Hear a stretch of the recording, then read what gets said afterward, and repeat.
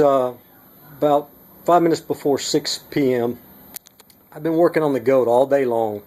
I had to drop the exhaust system so I could remove a couple of header tubes to get the lower control arms changed out, and working on the rear end to get the disc brakes put on it. And I'm about done for the evening. But you know, I have not heard this car in a few years without the exhaust on it, just open headers. And I think I'm about to make some neighbors very upset.